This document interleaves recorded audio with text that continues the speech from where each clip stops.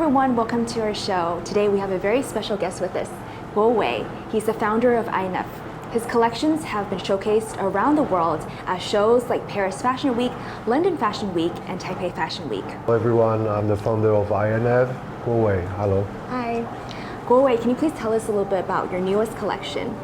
Our newest collection is inspired by birds, ravens, and we have used a lot of image of the raven shape, or the beak, even the beak, the wings, and the feather, well, such as like this necktie. It's by raven's feather, and also we have used the raven's shape on the printing, which I was really interested. Is like we tried deconstructed the traditional hunt stills printing. We pay tribute to Aboriginal people's culture, and we used the way they design tartan to design the raven unit and put it into the traditional hand tools printing. For example, like this. Oh, so this is ravens. Yeah, that's the raven shape right here. You can see a raven like spreading its wings, the head and the tails right here. And by combining all together, becoming a new hand tools printing. Why did you choose raven? Yes, actually, well, raven has been treated as a symbolizer of bad luck, like in normal pop cultures. But there's a phrase saying like, always don't judge the book by its cover. So when we dig in the raven story, we find out a lot of positive stories behind every culture and every story behind that. So it's really interesting and fascinating to put on this strong culturally concept on the stage. Yeah. And also the story we draw from Taiwan is from Aboriginal people's culture, like from Rukai. And there's a story saying that one accident happened to their people when they go hunting. So two parents unfortunately accidentally died, but they're left over with three really young kids. And one raven have lived beyond their houses for many years, and watching all the siblings like really feel pity for them. So it turned itself into an old man to take care of the kids until they grow up. So that's how Rukai people worship the symbolizer of raven. And I was really touched by the story, so I tried to use this as an inspiration and put it in my collection. Could you show some of your key pieces? Yeah, we have adapted with lots of wing shape, like for raven, and for example this one, it's like spreading the wings and everything, and also like this, we have do the symmetrical sleeve design. You can see this one is really normal, but this one we have created a wing arch and shape into the sleeves. What about INF's philosophy? I was strong at the patterning skills, and I always like to challenge myself into more complicated pattern. And eventually through this path, like I find out we could actually, by patterning, transforming one pieces into another pieces. For example, skirt into trousers, and the top t-shirts into a bag actually. So which is really interesting, and also by this like we give in more definition and value to one pieces.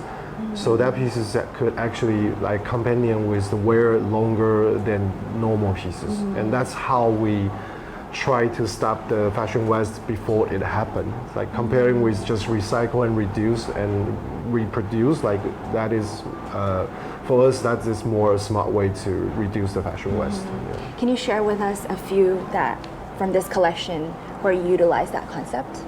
Well, I would say like the one we just show right here, like as we see, like it's just the t-shirts, but when you like fully open it up, it could actually more becoming like for example, it's like really masculine right here, but when you open up all this, and it could become more like feminist, like for example, you can see it's more dress-like, and you can show a bit skin tones right here. So I would say like for this, it's like one piece is for both sexuals, like it's pretty unisex. You can, both women and men can wear. Yes, and also like wearing little inner to create the structures and texture will be even better. What other qualities did you hope to portray in your newest collection? I would have said like for INF, like it's really important to keep like as I said, multifunctional pieces. That's one of our philosophy and the brand's personality, but also to telling story behind the culture. For example, the printing and everything. It's also really important for us.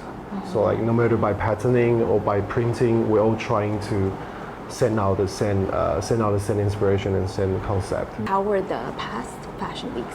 I mean, for example, like London and Paris. Like this is actually the first. Like we've been doing like a pop-up store on the London Fashion Week for many years. Like we have create. Really grateful for that, and we have created a certain customer base in London already. Like people keep asking when you guys coming back, and through that we have built this relationship and connection with our customers. So we decided to actually bring up a real scale show right there for the first time this year. So it's actually just 1 month ago we just done our London Fashion Week runway. Most capital market for us will be the Europe and the American. And also there goes by like Middle East as well.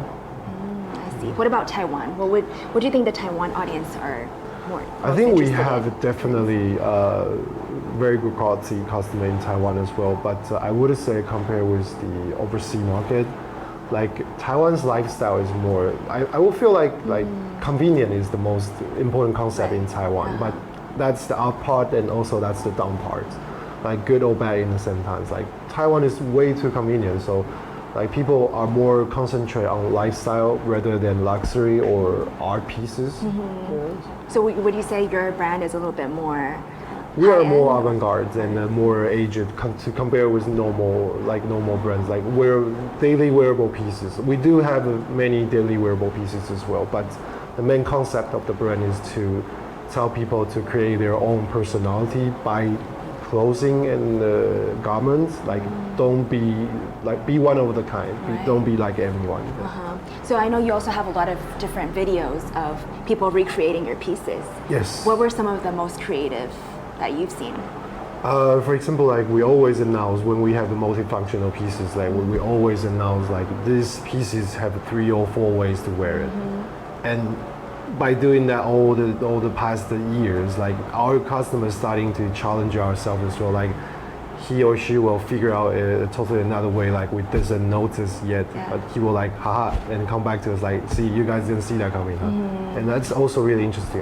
Which also this is the things I would like to see more people doing it. This is a dress, but could you also tell us what other ways you could wear it? Yes, like for example, like female can wear it in this way. Like for example, on Yan is like that. A dress right here, really cute and really energetic and young vibe. And but also this could also become in the t-shirts for guys like me. For example, we could do just turn it over, and there's a button on the hand of this dress, and if you actually button up together, it becomes a short sleeve t-shirts for guys as well. There are more men that buy this or women? Well, actually, it's really interested actually when we receiving order for these pieces. Like many couple come here together. It's like women gonna wear it this way and the guys gonna wear it this way. So they they're just buy sharing one, this right? piece. They just buy one piece and then they can change. Oh. Yeah, and that's a really lovely story as well. Like I see people, and this is how it should be, like multifunctional stuff. Yeah. I see. Is there another example that you would like to share from yeah. this collection? This is like I would say this is the king pieces. This is the t-shirts right here, but it could actually transform into a bag, a tote bag. Wow. So. Can I try? Yeah. Let me try. Let me see if I can figure it out you can myself. Try to figure it out. Okay, sure. You can see the handle already. Like this, right? The handle. And I'm guessing you tie it. Is there? Like, I'm gonna give you a hint. Like use the zip. Use the zipper. Yeah. I see some of these like buttons here. Yep. So I'm guessing you can connect it. You could connect the button for sure. These two together doesn't do anything. No, that is two. Yeah. That's the last steps. Actually, the button is the last step. The first step is the zip. Zip. Huh. These zippers. Do I need to help you? Sure. Okay, I'll show you. So by this, we just focus on this two zip right here on the two side. And when we zip it up,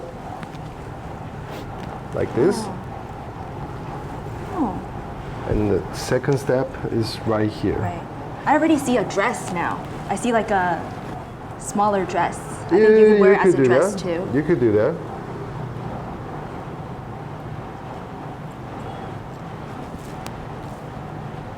Yep. Like this. Lots of ways to wear it. I mean, that's the fun part to our products. Like we try to keep this, like fashion should be alive, not just one product. Like it can transform and adapt with you in different scenario or place. Yeah. Can you tell us a little bit about your story of founding INF? And I know you started your brand when you were in college at Shijian University. Yes. Can you tell us about that? Well, I think I started the brand from the year third or fourth, almost graduations. But I figured out like I don't want to work under any sort of style or brandings. Like I want to create my own, so I just jump in the industry, but without any experience or like acknowledge about how hard it's gonna be. So like I spent a lot of time to like balancing the marketing and the personality we should possess, and also learning about PR, sales campaign, and everything. Like at the beginning, we always thought like we just make good clothes, then people will come to you. But like it's a huge mistake. Like you have to prepare for any sort of a scenario and situation. What advice would you give to people that are hoping to start their own brand? And do you And jump recommend into someone the- to start when they're in college, or? I mean, I would definitely not recommend starting college. Like, just speaking from my own experience, like, I would say go out there and do some job in this industry first to learn how do people like act the routine and how do people run their company first, and then create your own business. But before that, definitely knowing that which is your stronger skill set. Like for myself, I'm patterning. Use that and design clothes for your customer, and knowing your target audience and design clothes for them, not for yourself. What has been the most memorable experience building up your own brand? And I know it's been a few years already. Can you Yes. share with us some of your breakthroughs and milestones? I would have said first breakthrough will be like our first time to New York Fashion Week. Like that will trace back to 4 or 5 years ago, and through because that stage is still in a pandemic era. So like they canceled the physical Fashion Week, but they replace it with the digital Fashion Week. That's how digital Fashion Week come from. And then they demand designer not holding show, but participating in the Fashion Week by video form. And what every designer do is like they recording their own runway and just send the video. And through that, I feel like it's a bit boring. Like for me, like fashion should be more touchable and more alive, not just like showing products. So we decided to actually like produce a movie with a story, but not just doing runway. And by that movie, we actually invite Golden Horse actress winner Chen Shufang to be our main character in the movie. Like she's playing a lesbian old couple in the movie. So also it's her first time and her first try. And which is really interesting. We sent out the movie to New York Fashion Week, and we got a lot of feedback, like people saying that that's the fashion they want to see. That's the warming and the temperature and everything. And also that movie has won like Golden Award in German as well. So we send the movie to all the movie awards. Yeah. What are some new ways that you hoped your brand can evolve into? So yeah, really interested. Like maybe we can turn like clothes into furniture next time. Where do you get most of your inspiration from? I would say like as a designer, you have to questioning yourself or the world all the time. Like you have to figure out. Always wanted to figure out why thing is like that, like huge or small. You have always questioning stuff. Like, and through this process, like you actually find out inspiration is all surrounding in your life. Like that's how we do the collection raven as well. Like people all name it as a symbolize as a bad luck or a bad fortune. But like when you dig in, like there's a lot of positive story under there as well. We have a phrase like we use fashion as a foundation, but we carry culture like away with fashion. Like and that's how we respond. I feel like that's our responsibility to the society. Like you sending out story and culture by good pieces. Are there other stories about Taiwan you hope to tell? Like so far we have tell about like old general store like Gamadiam and Sea Woman like Hainü, and also we have used like Wan Luoyin like the traditional temple like ritual stuff as well. And there's still many like interesting story hiding in Taiwan's culture, like Sao Wang Chuan and all that kind of stuff. Feng Pao, you know, it's like we would like to try everything though. We look forward to seeing more of your designs and the stories that you're going to tell. Thank you. Thank you for being with us on today's show, and we'll see you in the next show. Thank you. Thank you.